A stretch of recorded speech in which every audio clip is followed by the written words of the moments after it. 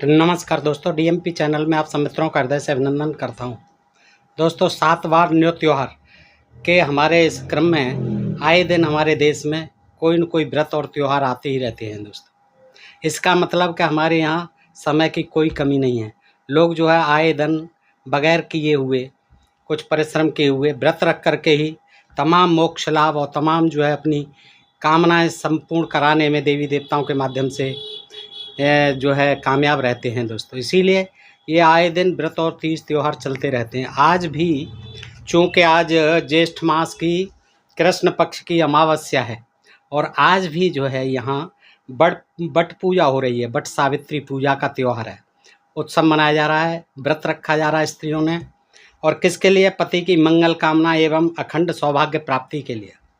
तो दोस्तों, इस तरह से हमारे देश में ये अंधविश्वास और पाखंड की जड़ें इतनी गहरी हैं और ये कारण भी रहा कि स्त्रियों को और शूद्रों को युगों युगों तक शिक्षा से इसीलिए वंचित रखा गया कि अशिक्षित होने के कारण इन लोगों की समझ में जो बातें बता दी जाती हैं, चाहे वो काल्पनिक हों, मिथ्या हों, बेसिर पैर की हों, कोई उनका जो है आधार नहीं हो, फिर भी लोग जो है उसको यकीन कर लेते हैं क्योंकि अशिक्षित हैं। और दोस्तों, इसी क्रम में आज तो शिक्षित महिलाएं भी इस व्रत को कर रही हैं। और देखिए, तमाम जो है बट वृक्षों के आज चक्कर लगाए जा, परिक्रमा दी जा रही है, उन पर धागे लपेटे जा रहे हैं, तमाम पूजा पाठ और व्रत किए जा रहे हैं। दोस्तों, व्रत रखना बहुत अच्छी बात है, पेट की स्वास्थ्य के लिए, अपना जो है पाचन शक्ति को बढ़ाते रहने के लिए व्रत रखना बहुत आवश्यक है, अच्छे स्वास्थ्य के लिए। लेकिन उसके पीछे जो अंधविश्वास जनित, पाखंड जनित कथा कहानियाँ, ये पौराणिक कहानियाँ तमाम धर्म ग्रंथों में लिखी हुई हैं, उनके आधार पर इनको मनाना जो है कतई वैज्ञानिक नहीं है, कतई इसका कोई लाभ नहीं है दोस्तों। ये ऐसी अंध आस्था है जिसके आधार पर जो है स्त्रियां आए दिन कोई न कोई व्रत करती रहती हैं। तो आज मैं इसी जो बट सावित्री व्रत कहलाता है और आज ज्येष्ठ मास की कृष्ण पक्षमी की त्रयोदशी से लेकर के ये अमावस्या अथवा पूर्णिमा तक करने का विधान है, इसको ऐसा बताया जाता है। लेकिन ज़्यादातर लोग इसे अमावस्या को ही करते हैं। विधानानुसार यह व्रत केवल स्त्रियों द्वारा ही किया जाता है, पुरुषों के लिए तो बहुत कम, पुरुषों के लिए तो कोई है ही नहीं। सारे व्रत जो है, जैसे करवा चौथ है, स्त्रियों द्वारा अपने पति की उम्र बढ़ाना, दीर्घजीवी बनाना उसे, और जो है उसको अमर बनाना, अखंड सौभाग्य प्राप्त करना, ये ही महिलाओं के लिए ही ये बना दिए गए हैं सारे व्रत।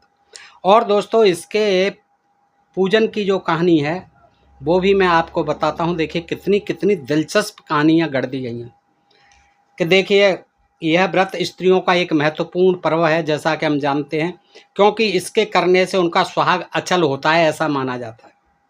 इसीलिए सुहागिन स्त्रियां अखंड सौभाग्यवती बनी रहने की मंगल कामना से इसे करती हैं।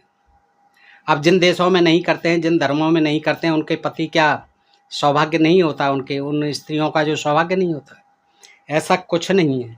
इस व्रत के करने से क्या पति जो है मरते नहीं हैं? ऐसा भी कुछ नहीं है। लेकिन ये कि अंधविश्वास है कि अखंड सौभाग्यवती बने रहने की मंगल कामना से इसे करती हैं। सत्यवान और सावित्री की कथा का इस पर्व से गहरा संबंध है, क्योंकि सावित्री ने बट वृक्ष का पूजन और व्रत करके ही अपने सतीत्व और तप के बल से अपने मृत पति सत्यवान को धर्मराज से जीतकर पुनः जीवित कर लिया था। देखिए, ये कहानी यहाँ से प्रारंभ होती है दोस्तों।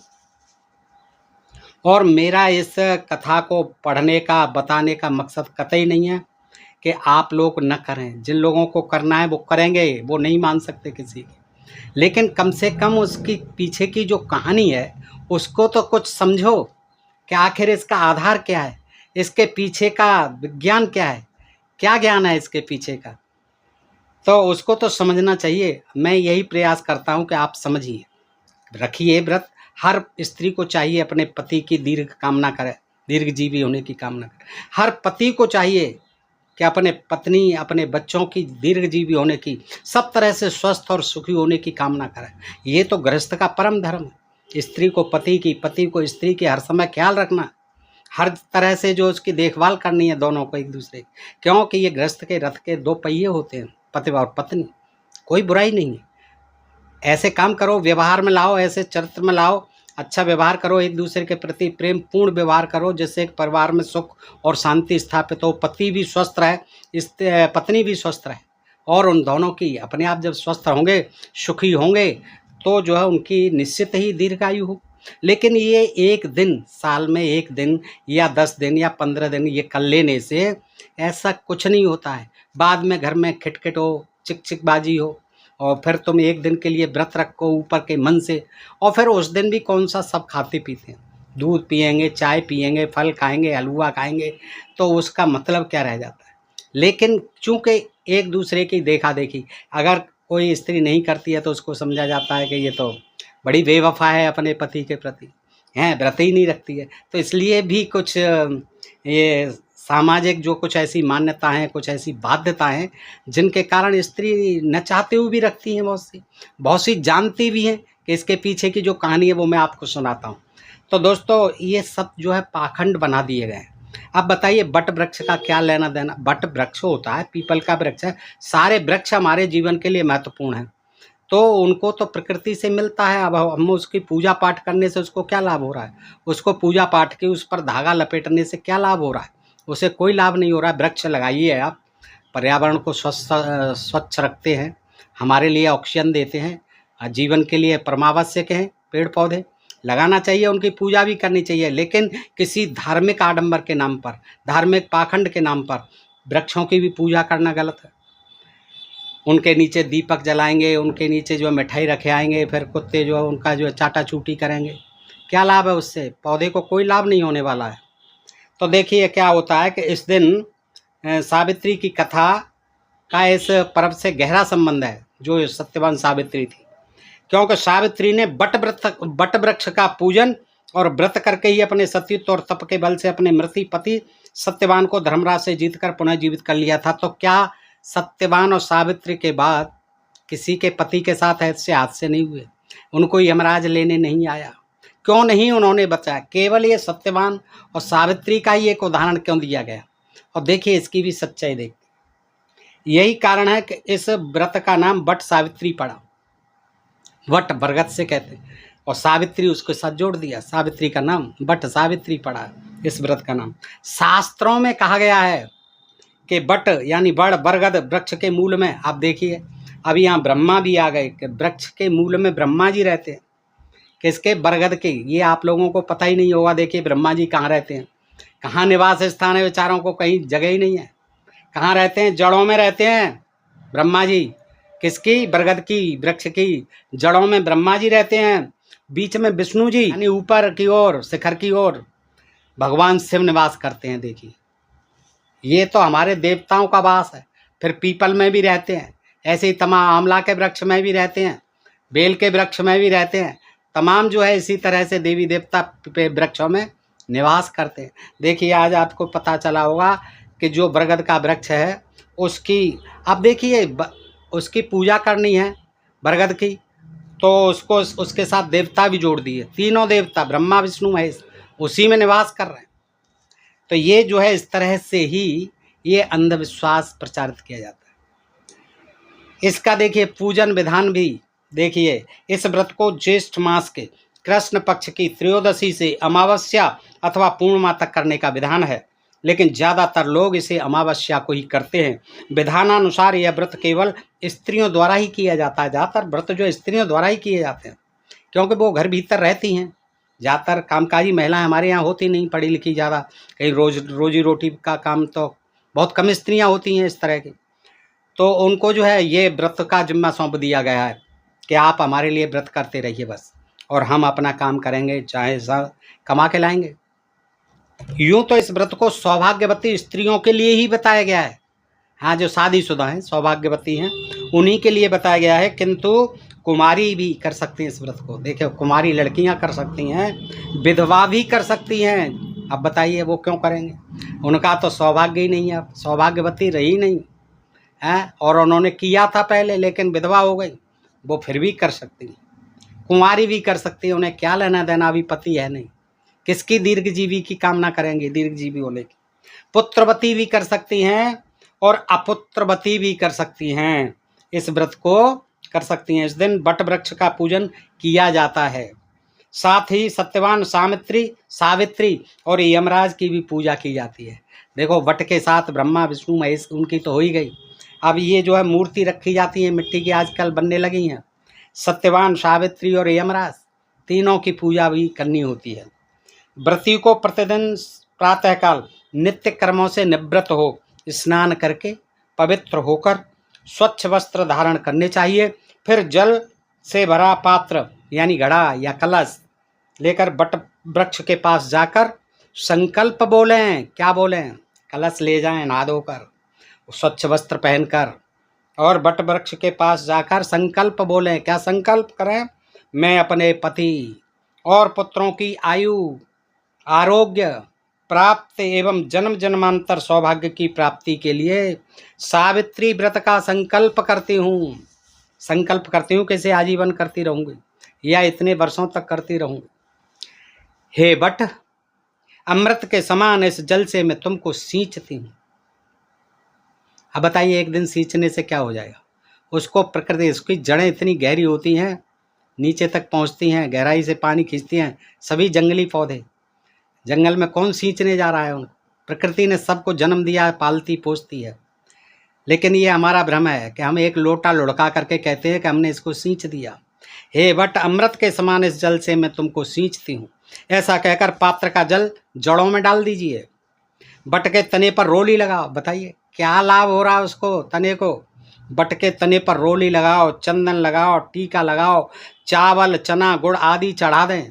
देखिए, खाएगा उसको, चावल चना को। अरे जिस जीव को जरूरत है उसको खिलाओ, हैं, गुड़ आदि चढ़ा दें विधिवत। अब उसको तो खाद पानी की जरूरत है, खाद दीजिए उसमें। विधिवत पूजन करें। वो चावल और गुड़ और चना नहीं खाने आ रहा है, उसकी जड़ों में जानी चाहिए खाद। एक एक दो दो बोरा जो है खाद पहुंचाओ उसकी जड़ में। मिट्टी से बने सत्यवान, सावित्री और यमराज की प्रतिमाओं पर रोली, चंदन लगाएं और अगरबत्ती दीपक दिखाएं। फूल से पूजन करें। इसके पश्चात लो, अब उनकी भी पूजा करो, यमराज की और सावित्री की और सत्यवान की। इसके पश्चात वृक्ष के तने के चारों ओर कच्चे सफ़ेद सूत के धागों को हल्दी में रंग कर, हल्दी में रंगिए, और सफ़ेद सूत के धागे लीजिए कच्चे, वो भी, और 7 बार परिक्रमा करते हुए वृक्ष को बांध दो, लपेट दो उसके ऊपर। तमाम जो लपेट दिया जाता, अब वो व्यर्थ ही तो जाता। क्या लाभ है बताइए? उस वृक्ष को क्या लाभ हो रहा है उससे? पूजा व व्रत के समापन के बाद ब्राह्मणों को, हाँ ये आवश्यक है, ये आवश्यक होता है, कंपलसरी होता है, इसीलिए इतना ये पाखंड रचा जाता है धर्म के नाम पर। इसके बाद पूजा व व्रत के समापन के बाद ब्राह्मणों को घर बुलाकर भोजन कराएं और दान दक्षिणा दें। यदि भोजन न करा सकें तो ब्राह्मण को भोजन न करा सकें, ऐसा कोई नहीं है कि जो भोजन नहीं करा सके। लेकिन चूंकि ब्राह्मण जो है शूद्र जातियों के यहाँ तो भोजन करते ही नहीं है, तो उनके लिए विधान अलग है। उनके लिए है कि जो भोजन न करा सकें या जिनके यहाँ भोजन न खा सकें ब्राह्मण, तो ब्राह्मण को बांस की बनी टोकरी में, बांस की बनी लाओ टोकरी, अन्न लाओ, उसमें फल लाओ, वस्त्र लाओ और रखो टोकरी भर के, और दान दीजिए। ये ऐसा विधान है। अंत में सत्यवान सावित्री की कथा सुने, आप खुद नहीं पढ़ें। अरे ये किताब ले आओ, 15-20 रुपए की सब जगह मिल रही हैं, और पढ़िए अपने। लेकिन क्योंकि दान दक्षिणा तो देनी है और लेनी है, खाना भी खाना है, तो उनसे सुनो। अब क्या सुनाते हैं? अब जो मुझसे सुन लीजिए, आप देखिए और सुनिए भी, और फिर गुनिए भी कि इसमें सच्चाई क्या है। केवल सुनने से कि इधर से सुना इधर से निकाल दिया, उससे कोई लाभ नहीं होने वाला। ये पौराणिक कथा है। इस व्रत की कथा भी तमाम पुराणों में है, और मैं आपको स्कंद पुराण से सुनाता हूँ। स्कंद पुराण में इस प्रकार वर्णित है, लगभग एक जैसी ही कहानी है सारे पुराणों में। प्राचीन काल में कोई मद्र देश हुआ करता था, पता नहीं कहाँ था, प्राचीन काल था, सन संवत का कोई पता नहीं है। तो मद्र देश हुआ करता होगा कहीं, उसमें अश्वपत यानी घोड़ों का राजा, घोड़ों का पति अश्वपति नाम का एक राजा था। क्या नाम था? अश्वपति, जो निसंतान था, उसके कोई संतान ही नहीं, और राजाओं के संतान होती नहीं थी। ऐसे ही दान दक्षिणा करके, व्रत उपवास करके, हवन सामग्री आदि इकट्ठा करके, हवन करा के तभी बच्चे पैदा होते थे ब्राह्मणों के द्वारा। तो ज़्यादातर यही कहानियाँ मिलती हैं, इसमें भी यही है। कि जो राजा था अश्वपति मद्र देश का, उसके कोई संतान नहीं थी। उसने अपनी पति के साथ सावित्री देवी का पूजन किया। देखिए, सावित्री देवी का, देवी थी सावित्री देवी का, ये सावित्री नहीं जो उसकी पुत्रवधू बनेगी। सावित्री देवी जो ब्रह्मा की पत्नी बताई जाती है, सावित्री देवी का पूजन और व्रत करके सर्वगुण संपन्न कन्या सावित्री को पाया। हाँ, सावित्री देवी की पूजा पाठ की और उससे जो है क्या हुआ, एक कन्या मिली उनको सावित्री, इनको एक सावित्री कन्या मिली। उसके युवा होने पर अश्वपति ने महाराजा दुम्दसेन, एक महाराजा और थे दुम्दसेन, अब उनके राजकाज का पता नहीं कहाँ था, दुम्दसेन नाम था उनके, एकमात्र पुत्र सत्यवान था, अकेला पुत्र था, इकलौता पुत्र। उसका विवाह संबंध जोड़ने की बात नारद मुनि से पूछी। नारद मुनि घूमते रहते थे चारों तरफ, ये विवाह शादी भी कराते थे। नारद मुनि आ गए और दुम्दसेन महाराज के पास आए तो बोले कि हमारी बेटे के लिए कोई अच्छी सी बेटी बताओ नारद जी। तो उन्होंने बताया कि यद्यपि सत्यवान गुणवान और धर्मात्मा है, जो पुत्र है अश्वपति का, बहुत गुणवान है, धर्मात्मा है सत्यवान, लेकिन उसकी आयु मात्र 1 वर्ष की ही शेष रह गई है। अब केवल 1 वर्ष ही जीता रहेगा, जिंदा रहेगा। किसने बताया? नारद जी ने। किसको बताया? राजा दुम्दसेन को। ये बता दी बात कि सब शादी आप बेशक करिए, लेकिन वो अब शादी के पश्चात 1 वर्ष ही जीवित रहेगा, अतः सावित्री का विवाह किसी अन्य युवक से कर दीजिए, ऐसी सलाह दी नारद ने। इस पर सावित्री ने कहा, सावित्री बोली कि मैंने मन कर्म और वचन से सत्यवान का पति रूप में वर्ण कर लिया है, मैंने तो सत्यवान को पति मान लिया है। कह दिया उसने नारद से, कह दिया अपने पिता से, अन्य व्यक्ति को अपने वर के रूप में मैं स्वीकार नहीं करूंगी, भले ही वो अब 1 वर्ष तक जीवित रहे। अतः सावित्री का विवाह सत्यवान के साथ हो जाता है। जब सत्यवान की मृत्यु का समय करीब आने लगा तो सावित्री का अधीर होना यानी बेचैन होना, परेशान होना स्वाभाविक था कि अब तो 1 साल रह गई। वैसे उसने पहले से ही बट सावित्री व्रत का नियम बना लिया था। देखिए, मरने के 3 दिन पूर्व से ही सावित्री ने उपवास करना शुरू कर दिया, यानी अमावस्या से त्रयोदशी से ही करना शुरू कर दिया। 3 दिन पहले से उसको पता था कि फला जो है आज से 3 दिन पश्चात इसकी मृत्यु होने वाली है, तो बट सावित्री का व्रत उपवास करना शुरू कर दिया। पितृ एवं देवताओं का तर्पण किया, सास ससुर के चरण स्पर्श कर आशीर्वाद लिया। सास ससुर से आज्ञा लेकर सावित्री सत्यवान के साथ मृत्यु के दिन वन की ओर चल पड़ी। क्या गया है कि उसके पिता का जो है, सत्यवान के पिता का राज छुड़ा लिया था दुश्मनों ने, और वो आंखों से भी माता पिता जो अंधे थे, तो वो क्या करती है कि 3 दिन पूर्व से ही उपवास करना शुरू कर देती है बट सावित्री का, और जो है पिता की आज्ञा, सास ससुर की आज्ञा लेकर सत्यवान से कहती है कि चलिए आज वन चलते हैं। वन की ओर चल देती है। वहाँ लकड़ी काट कर लाता था, बेचारा लकड़हारा था, गरीब था, लकड़ी काट करके गुजारा करता था। गट्ठर को उठाते समय अचानक सत्यवान के सिर में भयंकर पीड़ा होने लगी। गट्ठर को उठाते समय सिर में भयंकर पीड़ा होने लगी, और किन्हीं पुराणों में कहा है कि पेड़ से गिर पड़ा और उसकी मौत हो गई। तो यहाँ जो लिखा है स्कंद पुराण में कि उसके जैसे ही गट्ठर उठाया तो सत्यवान के सिर में भयंकर पीड़ा होने लगी। वह सावित्री की गोद में सिर रखकर लेट गया।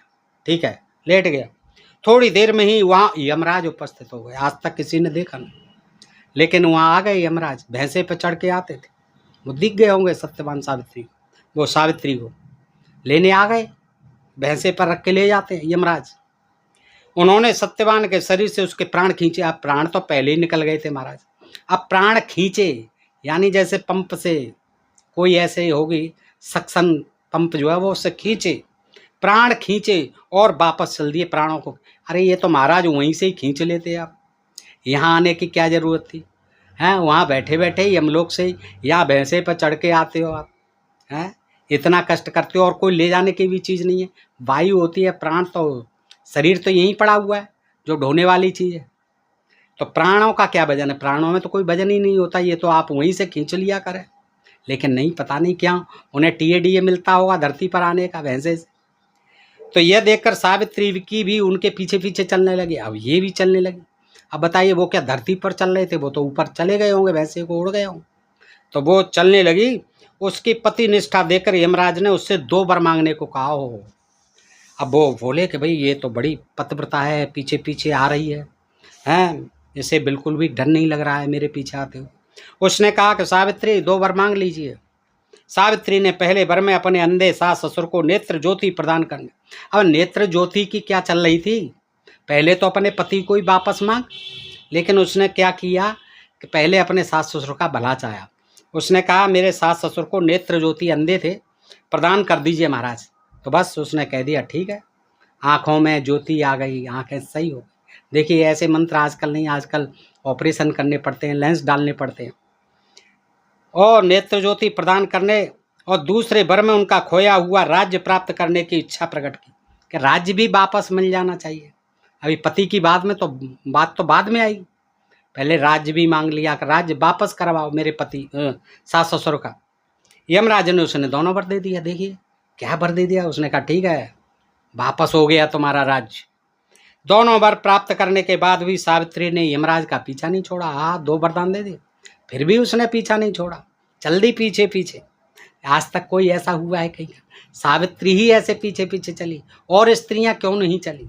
औरों ने यमराज से वर क्यों नहीं मांगे? औरों को यमराज ने ऐसे वर क्यों नहीं दिए? सोचिए, पता नहीं कितने युग बीत गए होंगे, कितनी सदियों पहले ये बात हुई होगी, हजारों वर्ष पहले हुई होगी, और हुई होगी कि नहीं होगी, ये सब काल्पनिक कथाएं। तो देखिए क्या होता है कि यमराज का पीछा नहीं छोड़ती है, तो यमराज ने उसे ठीक है भगवान तू 1 बार और मांग, मेरा पीछा छोड़। 1 बार मांगने को और कहा। इस पर सावित्री ने कहा मुझसे 100 पुत्र हों, यानी मुझे 100 पुत्रों की प्राप्ति हो। अब देखिए पति की चिंता नहीं कर रही है कि भैया मुझे पति दे जा, मुझे कुछ नहीं चाहिए, लेकिन राज मांग लिया, अंधे माँ बाप को ज्योति मांग ली, और जो आप कह दिया मुझे 1 आध 2 नहीं 100 पुत्र, मुझसे 100 पुत्र पैदा हों। अब बताइए, वो देने वाला भी अजीब था, हैं, यमराज लेता ही लेता है, वो देता कहाँ है, लेकिन उससे अपेक्षा कर रही है कि मुझे 100 पुत्र और पैदा हों। यमराज तत्काल तथास्तु कहकर आगे बढ़ने लगे। ठीक है ठीक है, ऐसा ही होगा कहकर आगे बढ़ने लगे। तो सावित्री ने फिर कहा कि हे देव, मेरे पति को तो आप लिए जा रहे हैं, फिर मेरे 100 पुत्र कैसे होंगे? बताइए, सही बात है, 100 पुत्र कैसे पैदा होंगे महाराज, पति को तो आप लिए जा रहे हैं। तो ये बात तो पहले ही मांग लेती और ये रट्टा ही खत्म हो जाता। यमराज अपने द्वारा दिए गए वचन के चक्कर में फंस गए और उन्हें सत्यवान के प्राण छोड़ने पड़े। हाँ, छोड़ दिए कि ले संभाल तू सत्यवान के प्राण। वह सावित्री को अचल सुहाग का वरदान देकर वापस चले गए। बट वृक्ष के नीचे पड़े सत्यवान के शव में जीवन का संचार होते ही वह उठ बैठा। देखिए कितना करिश्मा होता है इन कहानियों में, कितना चमत्कार होता है। चाहे जिसे मार दें, चाहे जिसे जीवित कर दें, चाहे जिसे यमराज लेने आ जाए, चाहे जिसे जिंदा कर जाए, चाहे जैसे वरदान दे जाए, 100 पुत्रों का वरदान दे जाए। अब देखिए अगर ऐसे सभी स्त्रियों को आज यमराज जी आ जाए, 100 पुत्रों का वरदान दे जाए, तो इस भारत की क्या दुर्दशा हो। 1 साल में दूसरा भारत बन जाएगा। तो महाराज ऐसे व्रतों के करने से क्या लाभ होगा बताइए, हैं? सावित्री सत्यवान को जीवित पाकर अत्यंत प्रसन्न हुई। बिल्कुल होगी, पति के लिए जो है जीवित होना अत्यंत प्रसन्नता की बात होती है। लेकिन काश ऐसा हो तो सही, कितनों के पति जीवित हुए हैं आज तक। दोनों खुशी खुशी माता पिता के पास लौट आए। यमराज के वरदान से सत्यवान को अपना खोया हुआ राज्य भी मिल गया और उसके माता पिता को नेत्र ज्योति भी प्राप्त हो गई। कोई ऑपरेशन नहीं कराना पड़ा, कोई डॉक्टर से लेंस नहीं डलवाया, नेत्र ज्योति भी नहीं, राज भी वापस हो गया, कोई लड़ाई झगड़ा कोई युद्ध नहीं हुआ। इसी व्रत के महात्म से सत्यवान सावित्री ने 100 पुत्र पैदा किए। ये और है, अब बताइए 100 पुत्र प्राप्त किए, 100 साल तक हर साल पैदा करते रहे सत्यवान और सावित्री। अब बताइए, सावित्री का शरीर था कि बच्चा पैदा करने की मशीन थी? सोचिए, 100 साल तक लगे रहे पैदा करने में, 100 वर्ष की उम्र तक पैदा करते रहे। बताइए, इस प्रकार सौभाग्य की रक्षा के लिए यह व्रत प्रचलित हुआ। सबने सुन लिया इस कथा को, जिसने भी सुना दिया उसके भी बारे न्यारे, जिसने सुन लिया उसके भी बारे न्यारे। 100 पुत्र हो गए, सब कुछ मिल गया, गया हुआ राज्य भी मिल गया। देखिए कितना आसान फॉर्मूला। एक दिन थोड़ा सा व्रत ही तो रखना है, मत खाओ पियो, सब मनोकामना पूरी हो जाएंगी, अखंड व्रत अखंड सौभाग्य मिल जाएगा। तो दोस्तों इस तरह की ये कथा कहानियाँ हैं, इनमें बिल्कुल भी कहीं भी कोई भी वैज्ञानिकता नहीं है, कोई भी सच्चाई नहीं है। ये बिल्कुल मिथ्या, भ्रामक, अविश्वसनीय, काल्पनिक, निराधार कथा कहानियाँ जो है कुछ लोगों ने अपने स्वार्थ में अंधे होकर के लोगों को बेवकूफ़ बनाते हुए, उनकी अशिक्षा का, मजबूरी का लाभ उठाते हुए ये कथा कहानी इस प्रकार की कर दी। दोस्तों अंत में मैं यही कहूँगा कि हमारे नारी जगत को आज शिक्षा की ज़रूरत है, शूद्र जगत को शिक्षा की ज़रूरत है। वो पढ़ेंगे लिखेंगे तभी उनके अंदर वैज्ञानिक चेतना जागृत होगी और ऐसे अंधविश्वास और पाखंडों से मुक्त होकर के एक स्वस्थ भारत का, एक विकसित भारत का, एक वैज्ञानिक भारत का निर्माण कर सकेंगे, जो सुखद भारत होगा, विकसित भारत होगा। और दोस्तों आज के युग में विज्ञान की आवश्यकता है, इन अंधविश्वास जनित कथा कहानियों की आवश्यकता नहीं है।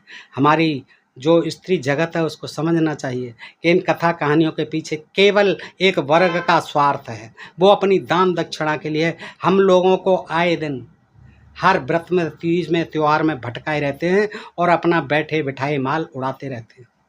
बताइए आपको ये जानकारी कैसी लगी? अच्छी लगी हो तो मित्रों में अधिकाधिक शेयर करें दोस्तों, और अपने प्रिय चैनल डीएमपी को सब्सक्राइब करते रहें। नोटिफिकेशंस के लिए घंटी का बटन भी दबा लें दोस्तों। फिर मिलते हैं ऐसे ही किसी जानकारी के साथ अगले वीडियो में। तब तक आप सब मित्रों का हृदय से आभार, नमस्कार, जय हिंद, जय भारत दोस्तों।